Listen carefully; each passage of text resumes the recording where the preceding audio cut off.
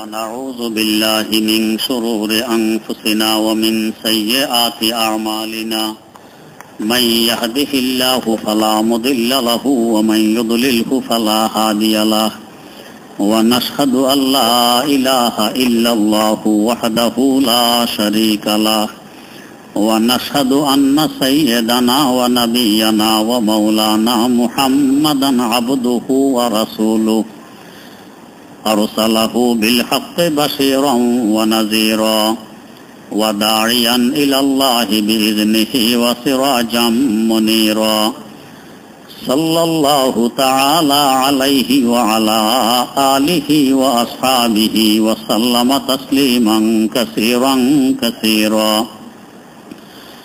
أما بعد فأعوذ بالله من الشيطان الرجيم بسم الله الرحمن الرحيم هو الذي خلقكم من نفس واحدة وجعل منها زوجها ليسكن إليها فلما تغشاها حملت حملا خفيفا فمرت به فلما أثقلت ضرب الله ربهما لئن آتيتنا صالحا لنكونن من الشاكرين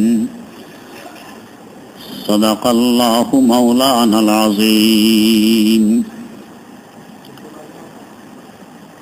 সূরা আরাফের 189 নম্বর আয়াত তেলাওয়াত করা হয়েছে। তেলাওয়াতকৃত আয়াত সম্পর্কে গত মজলিসে কিছু আলোচনা হয়েছিল।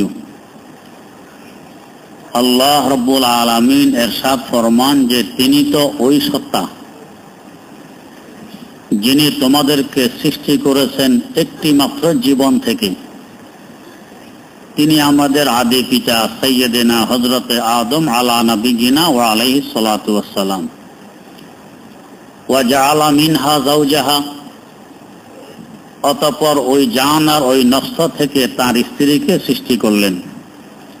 লিয়াসকুনা ইলাইহা, যাতে স্ত্রীর কাছে আসলে স্বস্তির নিঃশ্বাস ফেলতে পারে, শান্তি পায়।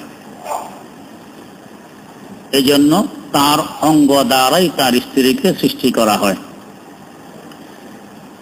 বলা হয়েছিল যে বুখারী শরীফে হাদিস আছে, হযরত আদম আলাইহিস সালামের বাম পাঁজরের উপরের দিকের বাঁকা হাড় নিয়ে হযরত হাওয়া আলাইহিস সালামকে সৃষ্টি করা হয়। এই সম্পর্কে কতগুলো রহস্য গত মজলিসে তুলে ধরেছিলাম। এর আরেকটি রহস্য হলো বাম পাঁজরের উপরের দিকের হাড়,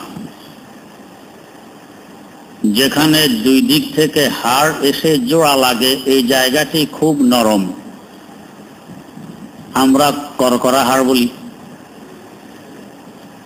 নরম হাড় দিয়ে সৃষ্টি করার কারণে আমাদের মাতৃজাতি পুরুষের তুলনায় হয় নরম। নরমের সাথে ব্যবহারও করতে হয় নরম, গরমের সাথে ব্যবহার গরম, শক্তের সাথে শক্ত। ইট যদি ভাঙতে চান তো নরম রবার দিয়ে পিটাইলে ইট ভাঙবে না। এটাকে ভাঙতে হলে আরো শক্ত লোহার তৈরি হাতুড়ি দিয়ে পিটাইতে হবে, তবে ইট তার সামনে হার মানবে, এর আগে মানবে না। কিন্তু নরম মাটি, নরম কাদা, এটাকে ভাঙতে হলে হাতুড়ির প্রয়োজন নেই, বরং হাতুড়ি দিয়ে ভাঙতে চাইলে আরো সমস্যা হবে, হাতুড়িও নষ্ট হবে। এটার সাথে ব্যবহার করতে হবে নরম। তো মাতৃজাতি যেহেতু নরম হাড়ের সৃষ্টি, তাই সৃষ্টিগতভাবে দাবি রাখে এদের সাথে ব্যবহার করতে হবে নরম। গরম ব্যবহার করতে চাইলে যেরকম কাদার সাথে যদি লোহার হাতুড়ি ব্যবহার করেন, হাতুড়ি দিয়ে পিটান কাদাকে, হাতুড়ি নিজেও নষ্ট হবে, কাদাযুক্ত হয়ে পড়বে এবং হাতুড়ির নিচ থেকে কাদা ছিটে পড়ে আপনারও দেহ নষ্ট হবে, কাপড় চোপড় নষ্ট হবে। নরম ব্যবহার করলে হাতুড়িও নষ্ট হতো না, আপনিও নষ্ট হবেন না। তো মাতৃজাতি নরম হাড়ের সৃষ্টি, তাই সৃষ্টিগতভাবে তারা নরম, এদের সাথে ব্যবহার করতে হবে নরম। গরম ব্যবহার করলে উল্টা আপনি ক্ষতিগ্রস্ত হবেন, সংসার অশান্তির সংসার হবে, শান্তির সংসার হবে না। নিজকে নিজে মানায় নিতে হবে। চিন্তা করতে হবে যে এই বেচারি লালিত পালিত হয়েছিল 15-20 বছর 25 বছর যাবৎ তার পিতামাতার কাছে, তার জন্মস্থানে। এক জায়গায় বসবাস করলে ওই জায়গার সাথে কি পরিমাণের ভালোবাসা এবং মহব্বত সৃষ্টি হয়, যারা এক জায়গা থেকে আরেক জায়গায় চলে গেছেন তারা একটু টের পাবেন।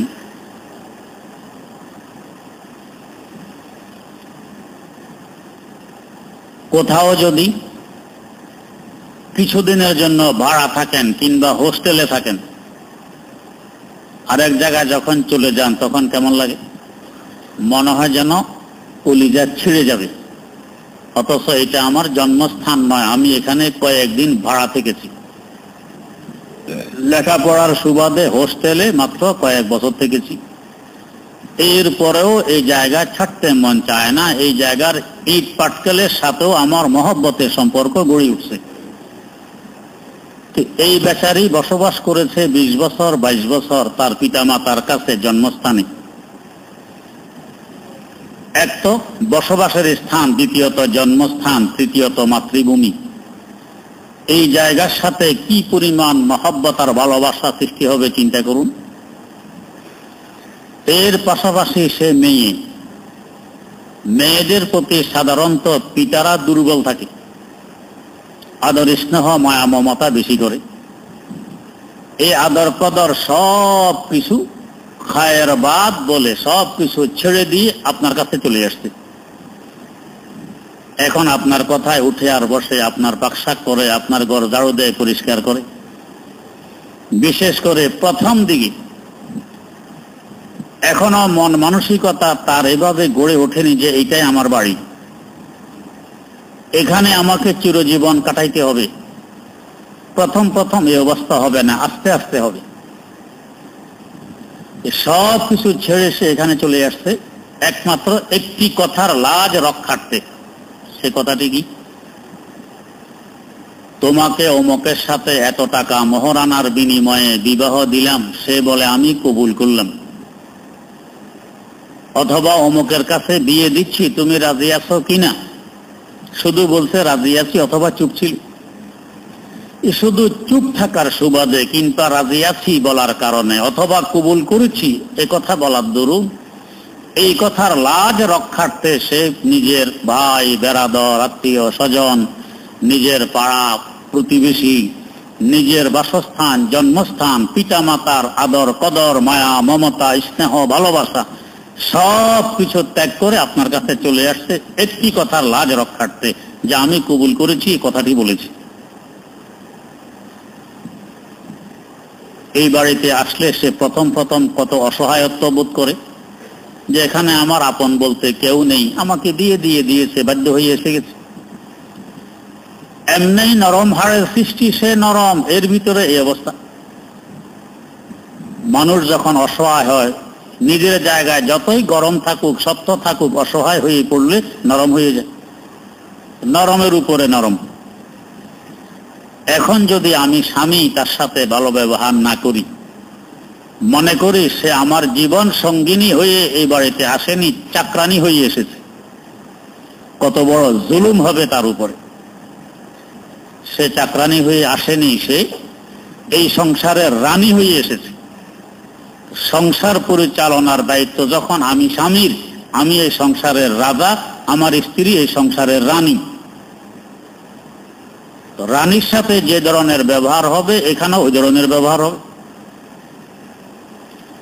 আমার কাপড় চোপড় তাকে ধুইতে হবে কেন? আমি যেমন মানুষ, আমার অলসতা আছে, আমার কষ্ট লাগে, ও তো মানুষ, ওরও অলসতা আছে, ওরও কষ্ট লাগে। তো সব সময় আমার কাপড় সে ধুবে কেন? আমি তার কাপড় ধুলে অসুবিধা কি? স্বামী যদি স্ত্রীর কাপড় ধুয়ে দেয়, এতে কি স্বামীর ইজ্জত যাবে? মোটেও যাবে না, ইজ্জত বাড়বে। আমার ভাত খাওয়ার পর আমার প্লেট আমার স্ত্রীকে দিতে হবে, তারটাও দিতে হবে কেন? আমি আমারটা দিলে অসুবিধা কি? নিজের কাজ নিজে করতে কি কোনো লজ্জা আছে? আমরা যখন ক্লাস 1-এ পড়তাম প্রাইমারিতে, তো আমাদের বাংলা বই ছিল সবুজ সাথী, ক্লাস 1-এ সবুজ সাথী।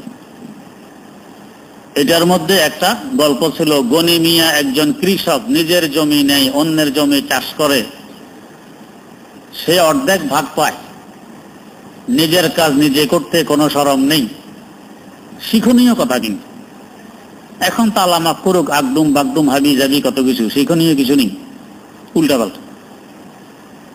হাট্টিমা টিম টিম, তারা মাঠে ফাড়ে ডিম, তাদের খাড়া দুটি সিম, তারা হাট্টিমা টিম টিম। জিন্দিগি থেকেও দেখেন এরকম 2 সিংওয়ালা পাখি ছবি দিয়ে রাখছে, উল্টা পাল্টা। তো প্রথম অঙ্কুরে যখন উল্টা পাল্টা শুরু হয়, তো বড় হইটা সোজা হবে কোথা থেকে? বুজুর্গানে দিন বলেন, খেস্তে আউয়াল চনে হাদ মেহমারো কাজ, তাসুরাইয়া মিনে হাদ দিওয়ারে কাজ, তাসুরাইয়া মিরা ওয়াদ দিওয়ারে কাজ। রাজমিস্ত্রি ভিত্তিপ্রস্তর স্থাপন করার সময় ইট বেঁকা করে রাখছে। এই বেঁকা সোজা হবে না, এটা আপনি 100 তলা বিল্ডিং বানান, এই বেঁকাই উঠবে উপরের দিকে। বাড়ি বানানোর সময় এক রাজমিস্ত্রি এরকম প্রথম ভিত্তিপ্রস্তরে ইট বেঁকা করে রাখছে। মালিক এসে দেখে যে এটা বেঁকা। এই মিস্ত্রি সাহেব, ইট বেঁকা কেন, সোজা করবেন না? কয়, স্যার অসুবিধা নেই, এর উপরে ঢালাই হবে তো, ঢালাইয়ের সময় সোজা করে ঢালাই করে দিব, নিচে ইট বেঁকা থাকলে অসুবিধা নেই। ঢালাইয়ের পর এসে দেখে ইট যেভাবে বেঁকা ছিল, ঢালাইও ওইভাবেই বেঁকাই করছে ইটের সাথে সাথে। আরে ঢালাই যে বেঁকা করছো তুমি, সোজা না করবে বলছিল। তো স্যার অসুবিধা নেই, এখন গাঁথুনি হবে তো, সুতা দিয়ে টেনে গাঁথুনি করবো, গাঁথুনি সোজা হবে, অসুবিধা নেই। গাঁথুনির পরে এসে দেখে ঢালাই যেরকম বেঁকা, গাঁথুনিও বেঁকা। আরে ভাই সোজা না হবে বললা, এখন যে বেঁকা হইল। স্যার আস্তরে চলে আসবে, প্লাস্টার করবো যখন সোজা হয়ে যাবে। প্লাস্টারের পরে এসে দেখে যে যেই বেঁকা এখনো সেই বেঁকাই আছে, বেঁকা বেঁকায় প্লাস্টার করছে। আরে ভাই বেঁকা রইল, কই জি এটা এভাবেই থাকবে। তাই সোজা প্রথমেই করতে হবে।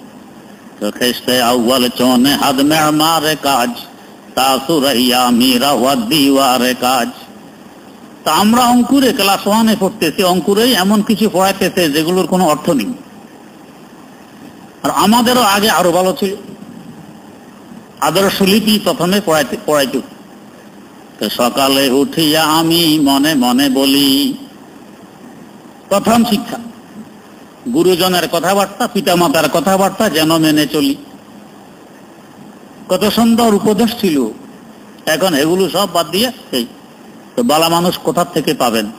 অঙ্কুরেই তো নষ্ট। তো যাই হোক, তো বলছিলাম এই বেচারি এক কথার লাজ রক্ষার্থে সব কিছু বাদ দিয়ে আমার এখানে আসছে। সে চাকরানি হয়ে আসেনি, সে রাজরানী হয়ে এসেছে। আমাকে এইভাবে মন মানসিকতা বানাই নিতে হবে, তবেই দেখবেন আপনার শান্তিতে বসবাস করতে পারবেন, স্ত্রীও শান্তিতে বসবাস করতে পারবে। আল্লাহ পাক যে বললেন লিয়াসকুনা ইলাইহা, যাতে তোমরা তার কাছে আসলে শান্তি পাও। এখন যদি তাকে চাকরানি মনে করেন, আপনি পরিশ্রম করে ঘরে আসছেন, এখন সে কাপড় ধোয়ায় ব্যস্ত, আপনাকে একটু বাতাস করবে, এক গ্লাস শরবত বানাই দিবে, আপনার সাথে সুন্দর 2টি কথা বলবে, সুযোগ নেই। সব সময় সে কাজেই ব্যস্ত থাকে, ঘাম ঝরতেছে, গামে গামে গন্ধ বের হয়, কাপড় চোপড় পরিষ্কার রাখতে পারতেছে না, এই ঘর মুছতেছে, ঘর ঝাড়ু দিতেছে, অমুকখানে এই তমুকখানে এই। টাউনে তো তারপরও কম, গ্রাম দেশে তো আরো অনেক কাজ। সবসময় সে এই নিয়ে ব্যস্ত আছে। তাহলে বলেন শান্তি কিভাবে আসবে? কাজ ভাগ করে নেন, কিছু কাজ আপনি করবেন, কিছু ও করবে। সামর্থ্য থাকলে আরো কাজের লোক রাখেন, সব কাজ যাতে আপনার স্ত্রীকে করতে না হয়। এর অর্থ আবার এই নয় যে স্ত্রী মোটেই কিছু করবে না, রানীর ন্যায় পায়ের উপরে পা তুলে সবসময় খাবে। তার নৈতিক দায়িত্ব, যেভাবে চললে, যেভাবে কাজকর্ম করলে আমার স্বামী খুশি হয়, স্বামীর পরিবার পরিজন খুশি হয়, আমাকে এভাবেই চলা চাই, তবে আমার সাথে সকলে সুন্দর ব্যবহার করবে।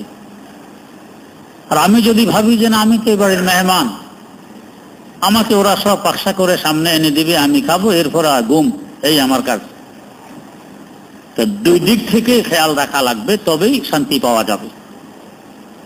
তো আল্লাহ পাক নরম হাড় দিয়ে সৃষ্টি করেছেন, তাই তাদের সাথে ব্যবহার হবে নরম। আপনি একটু নরম ভাষা ব্যবহার করুন, একটু নরম ব্যবহার করুন, দেখবেন সে আরো নরম হবে। আপনার অনেক কাজকর্ম বলা লাগবে না, এমনি সে করে ফেলবে। আর যদি সবসময় গরম, এক ধমকে এদিকে এক ধমকে এদিকে, তো আস্তে আস্তে সেও শক্ত হওয়ার চেষ্টা করবে। আরো 2-4 দিন পর অশান্তির সৃষ্টি হবে, দেখবেন যে আর একসাথে থাকা সম্ভব নয়। এ দোষ শুধু স্ত্রীর নয়, দোষ আমারও আছে। এই নরম মাতৃজাতির সাথে গরম ব্যবহার কেন করলেন? 2 নম্বর কথা, গোশতের তুলনায় হাড় থাকে পরিষ্কার। হাড়ের উপরে গোশত যখন ফেলে দিবেন, হাড় একেবারে পরিষ্কার থাকে। তাই দেখা যায় পুরুষের তুলনায় মাতৃজাতি পরিষ্কার এবং পরিষ্কার থাকাকে পছন্দ করে। এমন কাজ তাকে করতে দিবেন না যে কাজ করতে গেলে সে পরিষ্কার থাকতে পারে না। পরিষ্কার রাখার চেষ্টা করবেন। আপনাকেও পরিষ্কার থাকতে হবে, তবে সেও পরিষ্কার থাকবে। আপনি দাঁত পরিষ্কার করেন না, দুর্গন্ধ, স্ত্রী তো আরেক দিকে ফিরে শুয়ে থাকবে, এ কি এদিকে ফিরে গন্ধ খাবে? দোষ দিলেন সব স্ত্রীর ঘাড়ে চাপিয়ে, যে সে তো আমার দিকে ফিরে শোয়ে না, একে আমি রাখবো কি করে?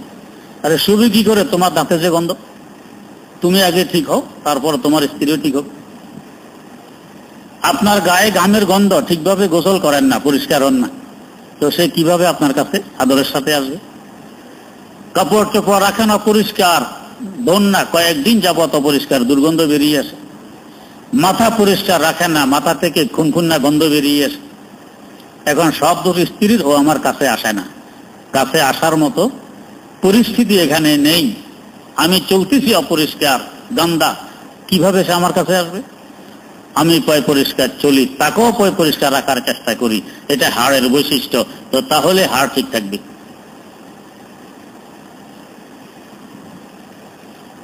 এখান থেকে আমরা আরেকটি কথা বুঝতে পারি,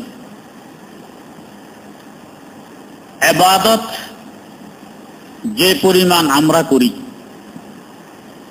বেশিরভাগ ইবাদত হয় গোশতের মাধ্যমে। তেলাওয়াত করেন, তেলাওয়াতটা হয় জিহ্বা এবং ঠোঁটের মাধ্যমে, দুইটাই গোশত, এখানে হাড় নেই। জিকির করেন গোশতের মাধ্যমে, জিহ্বা আর ঠোঁট, এখানে হাড় নেই। দুরূদ শরীফ পড়েন জিহ্বা আর ঠোঁটের মাধ্যমে, এটা দুইটি গোশতের টুকরা, এখানে হাড় নেই। অধিকাংশ ইবাদত গোশতের মাধ্যমে হয়, হাড়ের মাধ্যমে কম হয়। আল্লাহ রাব্বুল আলামিন তাই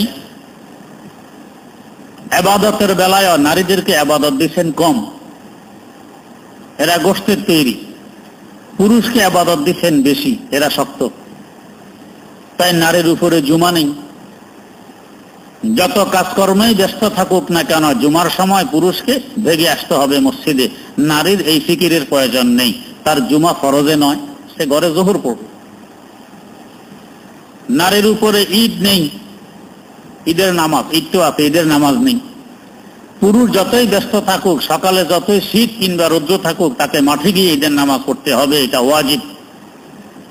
নারী ঘরে আরামে থাকো, তোমার মাঠে যাওয়া লাগবে না, তোমার উপর ঈদের নামাজ ওয়াজিব নয়। জিহাদ পুরুষে করবে। খুব প্রয়োজন দেখা দিলে সরকার যখন দেখবে এখন নারীও যেতে হবে, তখন যে নারী অংশগ্রহণ করবে।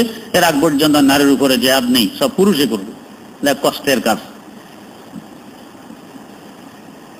নারীর জমাত নেই, পুরুষ মসজিদে এসে জমাতে নামাজ পড়বে, নারী ঘরে পড়বে ঘরের ছায়ায়।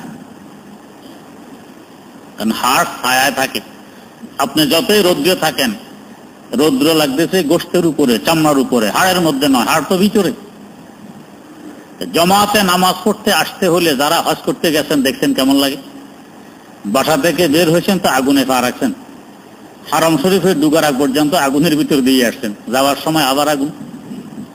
এই কষ্ট এটা পুরুষের, নারীর নাই। সে ঘরের ছায়ায় থাকবে সব সময়। কেন? হাড়ের তৈরি, হাড় ছায়া থাকে, হাড়ের উপরে রৌদ্র লাগে না। তো কঠিন ইবাদত এবং কঠিন কাজ সব পুরুষের দায়িত্বে, আর ছায়ার ভিতরে থেকে সহজ সহজ কাজ, ঘরের ভিতরের কাজ, এটা নারীর দায়িত্বে। গোশত দেখবেন সবসময় জড়সড় হয়ে থাকে, গোশত নরম জিনিস, নারী জাতি নরম জিনিস, এরাও জড়সড় হয়ে থাকবে, একবারে পুরুষের ন্যায় হাঁকাইয়া চলবে না। ছোট মোটো হয়ে যত পর্দার আড়ালে থাকতে পারে, যত জড়সড় হয়ে চলতে পারে, এটা নারীর কাম্য। এমনকি ইসলামের সবচেয়ে গুরুত্বপূর্ণ ইবাদত নামাজ, এটাও ইসলামী শরীয়ত বলে নারীর জড়সড় হয়ে পড়বে, পুরুষের ন্যায় পড়বে না। প্রথম যখন আমরা নামাজে দাঁড়াবো, পুরুষ কমপক্ষে 4 আঙ্গুল 2 পায়ের মধ্যখানে ফাঁক রেখে দাঁড়াবে, নারী কয় না পা মিলিয়ে দাঁড়াবে, ফাঁক নেই, জড়সড়। তাকবীরে তাহরিমার সময় পুরুষ হাত তুলবে কান পর্যন্ত, এখন নারী কান পর্যন্ত তুলবে না, বুক পর্যন্ত তুলবে, চলবে, এটা জড়সড়। কান পর্যন্ত হাত তোলে পুরুষ, হাত বাঁধবে নাভির নিচে, নারী বুক পর্যন্ত হাত তুলে বুকের মধ্যে বেঁধে নিবে, জড়সড়। রুকুর সময় পুরুষের পিঠ, কোমর এবং মাথা সোজা থাকবে, ও নারী সোজা থাকবে না, শুধু হাঁটু লাগ পায় পরিমাণ ঝুঁকবে, জড়সড়। সেজদার সময় পুরুষ সেজদা দিবে একবারে বাহাদুরের ন্যায়, তার পেটের নিচে, বুকের নিচে এই পরিমাণ জায়গা ফাঁকা থাকবে, একটি ছাগলের বাচ্চা যাতে আসা যাওয়া করতে পারে সহজে। বগল থেকে বাহু আলোক থাকবে, মাটি থেকে হাত উপরে থাকবে, সব পৃথক পৃথক থাকবে। কিন্তু নারী একবারে জড়সড় হয়ে সেজদা দিবে, বগলের সাথে বাহু মিলাইয়ে রাখবে, হাত মাটির সাথে মিলিয়ে রাখবে, পেট উরুর সাথে মিলিয়ে রাখবে, উরু মাটির সাথে মিলিয়ে রাখবে, ছোট্ট মোট্ট জড়সড় হয়ে সে সেজদা করবে। সকল কাজ জড়সড় কেন? নরম, জড়সড়, তার ইবাদত জড়সড়। এগুলো সব কিন্তু হাদিসের উপর নির্ভর, যুক্তি নয়। কথাটি পরিষ্কার করে এজন্য বলতে চাই, বর্তমানে একটি সম্প্রদায় আমাদের দেশে মাথা তুলতে চায়, পারবে না ইনশাআল্লাহ। নিজের পরিচয় দেয় আহলে হাদিস বলে, আর এদেরকে আরো বেশি বিভ্রান্তিতে ফেলছে এক ডাক্তার সাহেব, যাকে নায়ক বলে। এই বেচারা পুরুষ নারীর মধ্যে কোনো ভেদাভেদ নেই, নামাজ একরকম পড়বে। দলিল কি? সাল্লু কামা রাআইতুমুনি উসাল্লি। আল্লাহ রাসূল সাল্লাল্লাহু আলাইহি ওয়াসাল্লাম বলছেন, আমাকে যেভাবে নামাজ পড়তে দেখেছো তোমরাও এভাবে পড়ো। তো রাসূল তো আমাদের দেশে নারীরা যেভাবে পড়ে এভাবে নামাজ পড়েননি, অতএব নারীরাও পুরুষের ন্যায় পড়বে। বুঝবুদ্ধির কি পরিমাণ অভাব একটু চিন্তা করুন। আহলে হাদিস দাবি করে কিন্তু হাদিস বুঝে না, কারণ সঠিকভাবে হাদিস বুঝতে হলে তাকলিদ লাগে, ইমামের অনুসরণ লাগে, না হয় সঠিকভাবে হাদিস বুঝবে না। সাল্লু আদেশবাচক শব্দ, এটা পুল্লিঙ্গের শব্দ, ও পুরুষেরা তোমরা নামাজ পড়ো। সাল্লু পুরুষের শব্দ, পুল্লিঙ্গ। আমাদের বাংলায় ক্রিয়াপদ যে আছে, ক্রিয়াপদের মধ্যে পুরুষ নারীর তেমন ভেদাভেদ নেই, শাব্দিকভাবে একরকমে হয়। আরবির মধ্যে সব বেশ কম, নারীর জন্য ভিন্ন শব্দ, পুরুষের জন্য ভিন্ন শব্দ। যেমন আমরা বলি একজন পুরুষ বলেছে, ঠিক তেমনি বলি একজন নারী বলেছে, একরকম। আরবিতে একজন পুরুষ বলেছে তাকে বলবে কালা, আর একজন নারী বলেছে তাকে বলবে কালাত, কাফ আলিফ লাম তা। আর পুরুষ বেলায় শুধু কাফ আলিফ লাম, কালা, আর স্ত্রীলিঙ্গ হলে কালাত। তো ঠিক এখানে সাল্লু, সাল্লি পুল্লিঙ্গ, আর সাল্লি টানলে স্ত্রীলিঙ্গ। তো এই সাল্লে পুল্লিঙ্গের বহু বচন হলো সাল্লু, এটা পুল্লিঙ্গের শব্দ। তাইলে এবার হাদিসের অর্থ করে, সাল্লু যেহেতু পুল্লিঙ্গের শব্দ, ও পুরুষেরা তোমরা নামাজ পড়ো। কিভাবে? কামা রাআইতুমুনি উসাল্লি, যেভাবে আমাকে নামাজ পড়তে দেখেছো। তাহলে হুজুর এই কথাটি বলছেন পুরুষদেরকে, এটাকে নিয়ে লাগাইছেন নারীদের সাথে, নারীরা পুরুষের নিয়ে নামাজ পড়বে। এবারে বোঝেন হাদিস বুঝার অবস্থা কি। আরেকটি দলিল পেশ করে। তো বুখারী শরীফে হাদিস আছে, উম্মে আয়মান নামাজ পড়তেন পুরুষের ন্যায়। এই তো দলিল করে দেন, উম্মে আয়মান নামাজ পড়তেন পুরুষের ন্যায়। অথচ এই হাদিসটি দলিল যে মহিলার নামাজ পুরুষের ন্যায় নয়, ভিন্ন। কিভাবে? যেমন ধরুন, এখানে আমরা কয়েক হাজার মানুষ সব বসে আছি, এখানে যদি বলে যে আব্দুস সমদ দাঁড়াই আছে, আব্দুস সমদ দাঁড়াই আছে মানে কি? সব বসা, শুধু আব্দুস সমদ দাঁড়ানো, এটাই তো। সব যদি দাঁড়ানো অবস্থা থাকে তো আব্দুস সমদ দাঁড়ানো আছে, ভিন্ন করে বলার তো দরকার নেই, সবাই দাঁড়ানো। শুধু আব্দুস সমদ দাঁড়ানো আছে এই কথা বলা মানে সবাই বসা, আব্দুস সমদ দাঁড়ানো। এবার আসুন, উম্মে আয়মান পুরুষের ন্যায় নামাজ পড়তেন, তার মানে অন্য সব মহিলারা মহিলাদের ন্যায় নামাজ পড়তেন, ভিন্নভাবে, পুরুষের ন্যায় নয়। শুধু এক মহিলা নামাজ পড়তে, পুরুষের ন্যায়। এটা হলো হাদিসের মূল অর্থ। ওই এক মহিলাটা দোষছে, আর হাজার মহিলা সাহাবায়ে কেরামদের মধ্যে সাহাবিয়াত যারা আছে সব বাদ দিয়ে দিল। এটা হলো আহলে হাদিসের বাস্তব রূপ। উম্মে আয়মানের কোনো ওজর ছিল, কোনো সমস্যা ছিল, তাই তিনি ওইভাবে পারেননি, পুরুষের ন্যায় করছে। একজন মহিলাকে ফলো করতেছে আর হাজারো লাখো সাহাবী মহিলা বাদ দিয়ে। এই বিভ্রান্তি এই ডাক্তার সাহেবের মাধ্যমে আমাদের দেশে খুব আসতেছে, আল্লাহ মাফ করুক। একটু পরিষ্কার করে কথাটা খুব বলতে চাই, যেহেতু পিস টিভি আমাদের দেশে খোলা আছে, ভারতে নিষেধাজ্ঞা আরোপ করেছে, সেখানে এখন নিষেধ, আরো বিভিন্ন দেশও নিষেধাজ্ঞা আসছে। কারণ ভারতের সমস্ত ওলামায়ে হক্কানি, দারুল উলুম দেওবন্দ, মুজাহিরুল উলুম সাহারানপুর সহকারে, America research centre, Africa research centre, কানাডার ইসলামিক রিসার্চ সেন্টার, পাকিস্তান, বাংলাদেশের বড় বড় মুফতিয়ানে কেরাম থেকে ফতোয়া আসছে ইনি ভ্রষ্ট, গুমরাহ, মানুষকে গুমরাহ করে। যেমন তার দুই একটি উপমা আমি আপনাদের সামনে তুলে ধরছি, আশা করে বুঝতে পারবেন তার গুমরাহি কত বড়।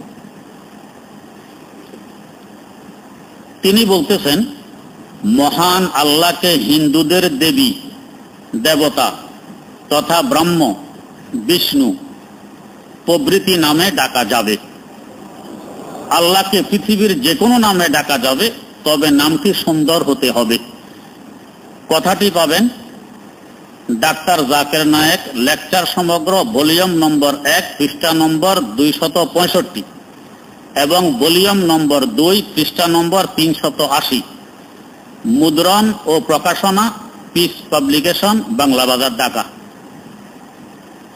হিন্দুদের যে দেবদেবীগুলো আছে, এরা মানুষ ছিল না সৃষ্টিকর্তা? রাম বলেন, লক্ষণ বলেন, সীতা বলেন, কালী বলেন, লক্ষ্মী বলেন, সরস্বতী বলেন, এগুলো সব মানুষ না সৃষ্টিকর্তা? মানুষ। তাহলে এই মানুষের নামে আল্লাহকে রাখা যাবে? একজনের নাম আছে সমদ আলী, তা আল্লাহকে সমদ আলী রাখতে পারবেন? এই বেচারা বলতেছে আল্লাহকে এই সমস্ত দেবদেবীর নামও ডাকা যাবে, কোনো সমস্যা নেই। এবার চিন্তা করুন কোথায় গিয়ে পৌঁছেন। আল্লাহ মাফ করুক। আল্লাহ পাক কোরআনে কারিমে পরিষ্কার বলেছেন, ওয়ালিল্লাহিল আসমাউল হুসনা ফাদউহু বিহা। তো আমি আল্লাহর সুন্দর সুন্দর নাম আছে, এই নামগুলো দিয়েই আমাকে ডাকতে হবে। আল্লাহ পাকের সুন্দর সুন্দর নাম হাদিস এবং কোরআন দ্বারা প্রমাণিত। আমাদের নুরানির ছেলেরাও মুখস্থ শোনায় 99 নাম। তো হাদিস কোরআন দ্বারা প্রমাণিত নাম ছাড়া নিজে বানাই আল্লাহর জিকির করবো আর ডাকবো, এটা বৈধ নয়। কিন্তু উনি বললেন হিন্দুদের দেবদেবীর নামে বিষ্ণু বলেন, রাম বলেন, ব্রহ্ম বলেন, এই সমস্ত নামে ডাকতে পারবেন, সমস্যা নেই। তাহলে চিন্তা করুন কোথায় গিয়ে উনি পৌঁছেন। 2 নম্বর, হিন্দুদের সবচেয়ে পবিত্র ও বিশুদ্ধ ধর্মগ্রন্থ সমূহ হচ্ছে বেদ, উপনিষদ, ইতিহাস, শ্রী ভগবদ্গীতা ও পুরাণ ইত্যাদি। আর সবচেয়ে নির্ভেজাল হিন্দু ধর্মগ্রন্থ হচ্ছে বেদ। বেদগুলোর মধ্যে সবচেয়ে পবিত্র হলো ঋগ্বেদ। বেদ মহান আল্লাহর বাণী হতে পারে, এই ব্যাপারে আমাদের কোনো আপত্তি নেই। হিন্দু ধর্মগুলো, বৌদ্ধ ধর্ম গ্রন্থগুলো পার্সি ধর্মগ্রন্থ এগুলো আল্লাহর বাণী হতে পারে। দ্রষ্টব্য ডাক্তার জাকির নায়েক, লেকচার সমগ্র, ভলিউম নম্বর 1, পৃষ্ঠা নম্বর 257, 277 ও 457, ভলিউম নম্বর 2, পৃষ্ঠা নম্বর 162, ভলিউম নম্বর 4, পৃষ্ঠা নম্বর 119, পিস পাবলিকেশন, ঢাকা। এবার চিন্তা করুন, আল্লাহ রাব্বুল আলামিনের নাযিলকৃত কিতাব প্রসিদ্ধতম 4টি আপনারাও জানেন। আর কিছু সহিফা আছে, এগুলোর বিলুপ্তি ঘটে গেছে, এখন দুনিয়াতে পাওয়া যায় না। কিন্তু এর মধ্যে হাদিস ও কোরআনে কোথাও উল্লেখ নেই যে হিন্দুদের বেদ এগুলো আল্লাহর বাণী, কোথাও নেই। তিনি বলেন হতে পারে, আমাদের কোনো আপত্তি নেই, আল্লাহ মাফ করুক। তিনি আরো বলেন, পৃথিবীতে যেমন পুরুষ নবী এসেছেন, তেমনি নবী মানে এমন ব্যক্তি যিনি আল্লাহর পছন্দের এবং যিনি পবিত্র ও খাঁটি। এই দৃষ্টিকোণ থেকে 4 জন মহিলা নবী এসেছেন। তারা হলেন বিবি মরিয়ম, বিবি আসিয়া, বিবি ফাতেমা ও বিবি খাদিজা। তার দৃষ্টিতে এরা নবী। আল্লাহ, আমাদের নবী খাতামুন নবিয়্যিন কিনা, শেষ নবী কিনা? এরপরে নবী আসতে পারে এই আকীদা যে পোষণ করবে সে মুসলমান না অমুসলিম? অমুসলিম। তাহলে উনি যে 4 মহিলার মধ্যে 2 জন, শেষ 2 জন ফাতেমা আর খাদিজা, এরা হুজুরের পরের না আগের? তাইলে এরাও নবী যদি মানে, তার মানে হুজুরকে খাতামুন নবিয়্যিন হওয়া অস্বীকার করবে। আল্লাহ মাফ করুক, কোথায় গিয়ে পৌঁছেছে দেখেন। তিনি আরো বলেন, কোরআন আমাদেরকে যে কোনো একটি ধর্ম বেছে নেয়ার স্বাধীনতা দিয়েছে। কোরআন যে কোনো একটি ধর্ম বেছে নেয়ার স্বাধীনতা প্রসঙ্গে বলেছে, লা ইকরাহা ফিদ্দীন, দিন সম্পর্কে কোনো জবরদস্তি নেই। অথচ আয়াতের অর্থ হইল কাউকে জোর জবরদস্তি মুসলমান বানানো যাবে না। কিন্তু উনি বললেন কি, যে কোনো ধর্ম বেছে নেয়ার অধিকার তোমার আছে। অথচ আল্লাহ পাক বলেন, ইন্নাদ দীনা ইনদাল্লাহিল ইসলাম, আমার আল্লাহর দৃষ্টিতে একমাত্র দিন হইল ইসলাম। সূরা আলে ইমরান আয়াত নম্বর 19। আল্লাহ পাক আরো বলেন, ওয়া মান ইয়াবতাগি গায়রাল ইসলামি দীনা ফালান ইউকবালা মিনহু ওয়া হুয়া ফিল আখিরাতি মিনাল খাসিরিন। যে ব্যক্তি ইসলাম ব্যতীত অন্য কোন ধর্ম গ্রহণ করবে, আল্লাহ পাক এই ধর্ম তার থেকে কবুল করবেন না, সে আখিরাতে হবে অনেক বড় ক্ষতিগ্রস্ত। সূরা আলে ইমরান আয়াত নম্বর 85। তো যেখানে আল্লাহ পাক পরিষ্কার বলতেছেন ইসলাম ছাড়া অন্য কোন ধর্ম গ্রহণযোগ্য নয়, আর ইনি বলেন, কোরআন বলতেছে তোমরা যে কোনো ধর্ম বেছে নিতে পারবে। তিনি আরো বলেন, ইসলাম ও হিন্দু ধর্মের মধ্যে অনেক সাদৃশ্য রয়েছে, ইসলাম ও খ্রিস্টানদের মধ্যেও অনেক সাদৃশ্য রয়েছে। বেদ, বাইবেল ও কোরআনের সাদৃশ্যগুলো মুসলমানদের মেনে চলতে অসুবিধা নেই। যদি হিন্দু খ্রিস্টানরাও সে অংশটুকু মেনে চলে, তবে মুসলিম ও হিন্দু খ্রিস্টানরা এক হতে পারে। আসুন আমরা সবাই আমাদের যার যার ধর্মের সাদৃশ্যগুলো মেনে চলি। আমাদের ধর্মগ্রন্থগুলোর মধ্যে হতে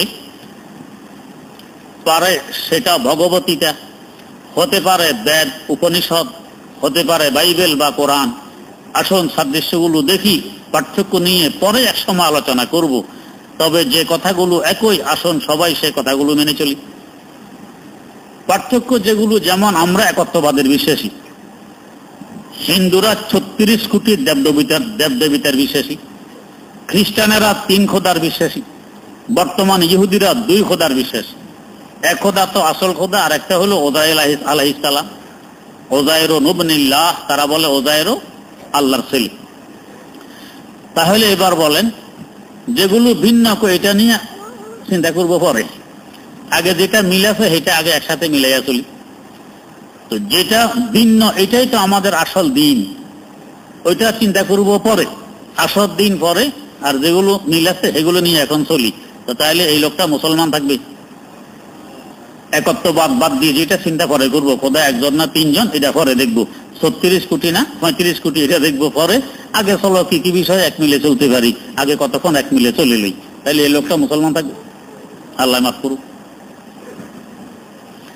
তিনি আরো বলেন, পবিত্র কোরআনে যে শহীদগণকে জীবিত বলা হয়েছে, এবং এর উপর ভিত্তি করে যে অনেকে রাসূলুল্লাহ সাল্লাল্লাহু আলাইহি ওয়াসাল্লামের জীবিত থাকা বিশ্বাস করেন, অর্থাৎ হায়াতুন নবী আকীদা পোষণ করেন, এভাবে তাদেরকে জীবিত বলে বিশ্বাস করা অবান্তর।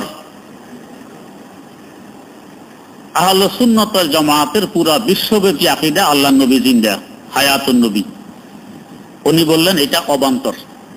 শহীদদের ব্যাপারে আল্লাহ পাক বলছেন ওয়ালা তাকুলু লিমান ইউকতালু ফি সাবিলিল্লাহি আমওয়াত, আল্লাহর রাস্তায় যাকে হত্যা করা হয়েছে অর্থাৎ যে শহীদ, তাকে তোমরা কখনো মৃত বলবে না, বালহুম আহইয়া, এরা জীবিত। হাদিস শরীফ আছে ইউরজাকুন, কোরআন শরীফ আরেক আয়াতে আছে ইউরজাকুন, তাদেরকে রিজিক দেওয়া হয়, খাবারের ব্যবস্থা করা হয়।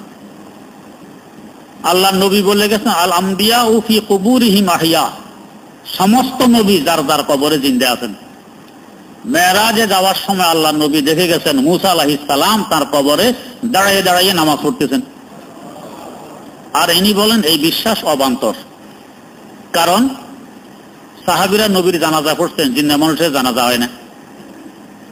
জানাজা পড়ছেন, আমরাও বলি। অল্প সময়ের জন্য তার উপরে মওত আসছে, এরপর আবার হায়াত ফিরে আসছে, তিনি জিন্দা। তাই জানাজা পড়ছে এর অর্থ তিনি চিরদিনের জন্য মুর্দা হয়ে গেছেন কিংবা পচে মাটি হয়ে গেছেন, এই বিশ্বাস আহলে সুন্নাত ওয়াল জামাতের নয়। তিনি আরো বলেন কোন কিতাবটি প্রকৃতই আল্লাহর বাণী, কোন কিতাবটি প্রকৃতই আল্লাহর বাণী তা জানতে হলে তাকে আধুনিক সায়েন্স ও টেকনোলজির দ্বারা যাচাই করতে হবে। যদি এটা আধুনিক বিজ্ঞানের সাথে মিলে তাহলে বুঝে নেবেন যে এটা আল্লাহর বাণী। দ্রষ্টব্য সায়েন্স और কোরআন, পৃষ্ঠা নম্বর 43, ডাক্তার জাকির নায়েকের লেকচার সমগ্র, ভলিউম নম্বর 5, পৃষ্ঠা নম্বর 164। তাহলে কোরআনের যে আয়াত আমার সায়েন্সের কম্পিউটারে বলবে এটা সঠিক, এটা মানবো আল্লাহর বাণী, আর সায়েন্সের কম্পিউটারে যেটাকে সঠিক বলবে না এটা আল্লাহর বাণী নয়। আল্লাহ মাফ করুন। আল্লাহ রাসূল সাল্লাল্লাহু আলাইহি ওয়াসাল্লামের জামানায় কি এখন যেরকম সায়েন্স আছে তখন এরকম ছিল না। তো তাহলে এটা কি আসলে আল্লাহর বাণী না আল্লাহর বাণী নয়, সেটা ঠিক করতে পারেনি। যেহেতু সায়েন্স নেই, কি দিয়ে ঠিক করবে? তো তার মানে সাহাবায়ে কেরামও পুরা ঈমানের উপরে থাকতে পারেননি, নবীও পারেননি। আল্লাহ মাফ করুন। আল্লাহ পাক নিজে ঘোষণা দিয়েছেন কোরআনে, ইন কুনতুম ফি রাইবিন মিম্মা নাযালনা আলা আবদিনা ফাতু বিসূরাতিন মিন মিসলিহি ওয়াদউ শুহাদাআকুম মিন দুনিল্লাহ ইন কুনতুম সাদিকিন ফাইন লাম তাফআলু ওয়া লাম তাফআলু ফাত্তাকুন নারাল্লাতী ওয়াকুদুহান নাসু ওয়াল হিজারা উইদ্দাত লিল কাফিরিন। আল্লাহ পাক চ্যালেঞ্জ করে বলতেছেন আমার এই কিতাব সম্পর্কে তোমার যদি কোনো সন্দেহ থাকে, আমার কিতাবের ছোট্টতম একটি সূরার ন্যায় আরেকটি সূরা তুমি বানাইয়ে পেশ করো। আল্লাহ পাক বলতেছেন নিজে যদি না পারো তো তাহলে তোমরা যাদের পূজা পাঠ করো এদেরকেও ডাকো, সবাই মিলে চেষ্টা করো পারো কিনা। আগে বলতেছেন ফাইন লাম তাফআলু ওয়া লাম তাফআলু, যদি না পারো আর কখনো পারবে না তো তাহলে ফাত্তাকুন নারাল্লাতী ওয়াকুদুহান নাসু ওয়াল হিজারা, জাহান্নামের ওই আগুনকে ভয় করো যে আগুন জ্বালানো হয় মানুষ এবং পাথর দ্বারা। উইদ্দাত লিল কাফিরিন, কাফেরদের জন্য এভাবে বানানো হয়েছে। আল্লাহ পাক চ্যালেঞ্জ করতেন তখন তো বিজ্ঞান এরকম ছিল না, তাহলে চ্যালেঞ্জটা আল্লাহ পাক খালি মাঠে করতেন। এখন বিজ্ঞান আসছে, আমরা বিজ্ঞান দিয়ে যাচাই করব যে আসলে এটা আল্লাহর বাণী হতে পারে কিনা। আল্লাহ মাফ করুক। এই আকীদার বিশ্বাস যার মধ্যে থাকে তাকে আপনি গোমরা বলবেন না তো কি বলবেন? তিনি আরো বলেন রাসূলুল্লাহ সাল্লাল্লাহু আলাইহি ওয়াসাল্লামের ইন্তেকালের পর লোকেরা যখন তার কথাগুলো উদ্ধৃতি দিতে শুরু করলো, মানে যাকে আমরা হাদিস বলি, কেউ কেউ এমন কথাও বলতে শুরু করলো যা নবীজি হয়তো বলেননি। সাহাবায়ে কেরামের উপরে কত বড় একটা তোহমত চিন্তা করুন। নবীর ইন্তেকালের পর নবীর উদ্ধৃতি দিয়ে কথা শুরু করলো, এমন কথাও বলতে লাগলো যেগুলো হয়তো নবী বলেননি। তার মানে সাহাবায়ে কেরাম মিথ্যা বলছেন নবীর নামে। আহলে সুন্নাত ওয়াল জামাতের আকীদা আস-সাহাবাতু কুল্লুহুম উদুল, সকল সাহাবী সত্যবাদী, এরা মিথ্যা বলতো না। সাহাবায়ে কেরামে যদি মিথ্যা বলে তাহলে ইসলাম কিসের উপর ভিত্তি করে টিকে আছে বলেন? কোরআন এবং হাদিস আমাদের কাছে কাদের মাধ্যমে আসছে? আমরা কি রাসূলকে দেখছি? সাহাবাদের মাধ্যমে আমাদের কাছে আসছে। আর এরা যদি মিথ্যা বলতে পারে তার মানে ইসলাম নড়বড় হয়ে গেল, ইসলামের ভিত্তি মজবুত নয়, এমন বিশ্বাস যে ব্যক্তির, এই ব্যক্তিকে ভ্রষ্ট বলবেন না তো কি বলবেন? তিনি আরো বলেন, রাসূলুল্লাহ সাল্লাল্লাহু আলাইহি ওয়াসাল্লামের নিকট সাহাবীগণ যে বায়াত গ্রহণ করতেন, এটা বর্তমানের ভোট বা ইলেকশন নির্বাচন পদ্ধতির প্রাচীন রূপ। বস্তুত রাসূলুল্লাহ সাল্লাল্লাহু আলাইহি ওয়াসাল্লাম আল্লাহ তাআলা রাসূলও ছিলেন এবং রাষ্ট্রের প্রধানও ছিলেন, তাই উক্ত বায়াত দ্বারা উদ্দেশ্য ছিল তাকে রাষ্ট্রপ্রধান হিসেবে ভোট দেয়া। আল্লাহ মাফ করুক। গণতান্ত্রিক নিয়মে ভোট দিলে বেশি ভোট যার দিকে যাবে সেই তো রাষ্ট্রপ্রধান নির্বাচিত হবে। তার মানে বেশি ভোট যদি রাসূলে পান তো উনি রাসূল নির্বাচিত হয়েছেন, আর বেশি ভোট না পেলে তিনি রাসূল নন। তো যে সমস্ত রাসূলদের উম্মত এক দুজন ছিল, এমন তো বহু রাসূল আসছেন, নবী আসছেন, উম্মত তেমন হয়নি। তো তার মানে তারা রাসূল নির্বাচিত হইতে পারেননি, যেহেতু ভোট পাননি। আমরা ভোট দিয়ে যাকে ক্ষমতায় বসাই, আবার ভোট দিয়ে তাকে তো নামাইয়াও দিই, আরেকজনকে বেশি ভোট দিয়া হেকে ক্ষমতায় বসাই, হয় কিনা এরকম? 5 বছর পর পর আমাদের দেশে এই সিস্টেম চলে আসতেছে। তো তার মানে সাহাবায়ে কেরাম একবার বয়াত গ্রহণ করে রাসূলকে রাসূলের আসনে বসাইবেন, এরপরে আবার ওনাকে বাদ দিয়ে আরেকজনকে বসাইবেন, এটা অর্থ। তো যেভাবে বয়াত গ্রহণ করাকে ভোট বলে, চিন্তা করুন ইসলাম সে কতটুকু বুঝছে। ভোটে তো আমি ভোট দিয়ে মানে আমি অমুককে পছন্দ করি যোগ্য হিসাবে রাষ্ট্র পরিচালনার জন্য ভোট দেওয়ার হলো এই অর্থ। রাসূলের হাতে বয়াত গ্রহণ করা যদি ভোট হয়, তার মানে হ্যাঁ আমি নাকি রাসূল হিসাবে যোগ্য মনে করি, রাষ্ট্র পরিচালনা করতে পারেন, এই অর্থ। সারা দুনিয়ার মানুষ যদি রাসূলকে অযোগ্য মনে করে, এতে রাসূলের কিছু আসে যায়? তো সাহাবায়ে কেরাম 5 বছর পরে আরেকজনকে বয়াত দিয়ে, আল্লাহ মাফ করুক। আর বয়াতের শব্দগুলো কি হইতো? রাসূল যে সাহাবাদের থেকে বয়াত নিছেন সেই শব্দগুলোও তো হাদিসে উল্লেখ আছে। সে শব্দগুলো হইল, আমি জিনা করিব না, আমি চুরি করিব না, আমি মিথ্যা বলিব না, আমি আল্লাহ ও রাসূলের আদেশ নিষেধ লঙ্ঘন করিব না, এই ধরনের কথাগুলোর উপরে বয়াত গ্রহণ করছেন। এটা কি ভোট হয়? ভোট হলে তো হইতো আমি আপনাকে রাসূল কিংবা রাষ্ট্রপ্রধান হিসাবে ভোট প্রদান করিলাম কিংবা মতামত দিলাম, এটা না হইছে। এমন কোন শব্দ তো কোরআন ও হাদিসে কোথাও নেই। আল্লাহ। তিনি আরো বলেন, খ্রিস্টানরা কোরআনের ভুল ধরে বলেছে যে কোরআনে রয়েছে নূহ আলাইহিস সালামের জাতি রাসূলদেরকে প্রত্যাখ্যান করেছিল। এখানে রাসূলদেরকে বহু বচন না বলে রাসূলকে এক বচন বলা উচিত ছিল, কারণ নূহ আলাইহিস সালামের জাতির নিকট একজন মাত্র নবীকে প্রেরণ করা হয়েছিল। সুতরাং এটা কোরআনের একটি ব্যাকরণগত ভুল। আমি একমত যে এটা ভুল হতে পারে। একটু আগে বললাম আল্লাহ পাক চ্যালেঞ্জ করছেন, কোরআনের প্রথম আয়াত যালিকাল কিতাবু লা রাইবা ফি, এমন একটি কিতাবে কোনো ভুল নেই। আর উনি বলেন আমি একমত এটা ভুল হতে পারে। তো তাহলে আল্লাহ পাক বহু বচন কেন বললেন? নূহ তো একজন। এখানে আল্লাহ পাক শুধু নূহের কথা বলেননি, নূহ আলাইহিস সালামের আগে যে সমস্ত নবী পয়গম্বর এসেছেন তাদের কথা বলেছেন, এজন্য বহু বচন ব্যবহার করেছেন। তিনি যেহেতু সরাসরি আরবি বুঝেন না এবং বিশুদ্ধভাবে আরবি পড়তেও পারেন না, ইনি ইংরেজি অনুবাদ থেকে বলেন, এই জন্য বলতেছেন ভুল হতে পারে, আমি এতে একমত। তো কোরআনের ব্যাপারে যার এই আকীদার বিশ্বাস যে ভুল হতে পারে, সে গোমরা হবে না, পথভ্রষ্ট হবে না, তো কি হবে বলুন?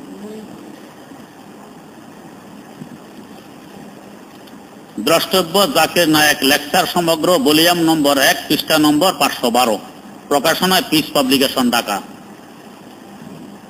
তিনি আরো বলেন, এটা কোরআনের বক্তব্যের সাথে সামঞ্জস্যপূর্ণ যে আমাদেরকে একজোড়া মানব আদম ও হাওয়া থেকে সৃষ্টি করা হয়েছে, কিন্তু আমি এই উদাহরণ দেই না বা এই ধারণাটি ব্যবহার করি না, কারণ এটা প্রতিষ্ঠিত সত্য নয় বা বিজ্ঞান এ ব্যাপারে প্রতিষ্ঠিত হয়নি। একটু আগে যে আয়াত তেলাওয়াত করলাম, আল্লাহ পাক নিজে বলতেছেন হুয়াল্লাযী খালাকাকুম মিন নাফসিন ওয়াহিদা, আমি একজন থেকে তোমাদেরকে সৃষ্টি করেছি, তিনি আদম। ওয়া জাআলা মিনহা যাওজাহা, তার থেকে সৃষ্টি করেছি তার স্বামীকে, এরপরে দুজন থেকে তোমাদেরকে।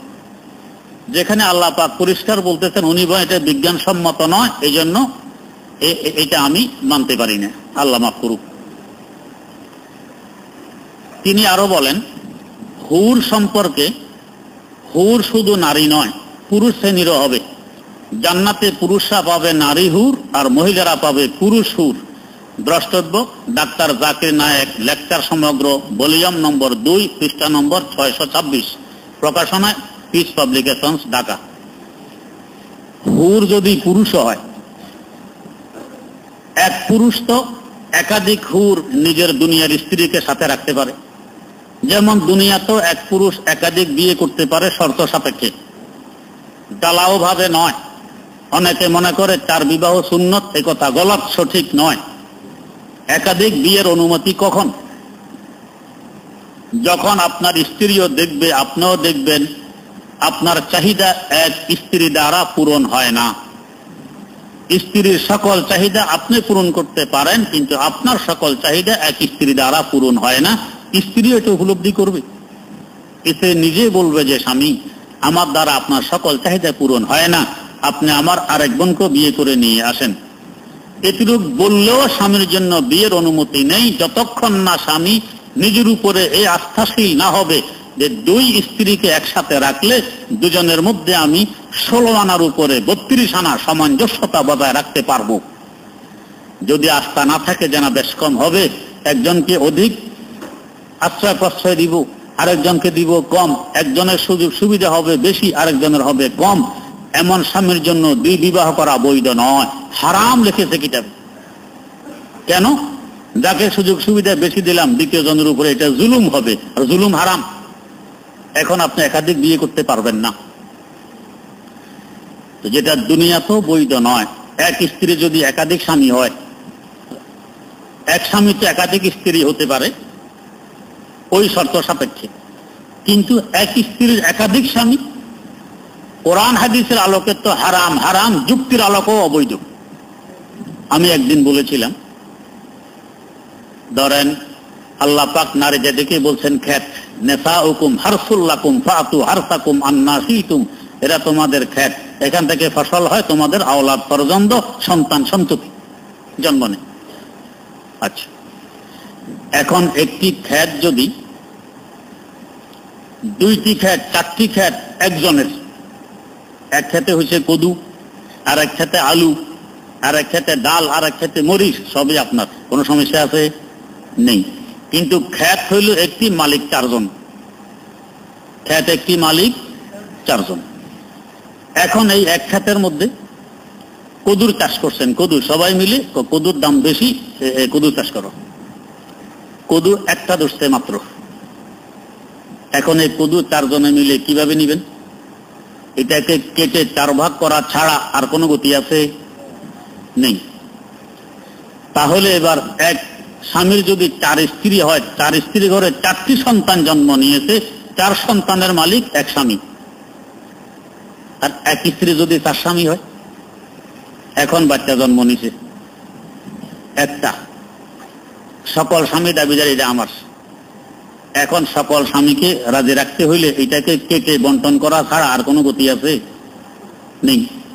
এবার বলেন, এই বাচ্চা কাটলে কি লাভ হবে?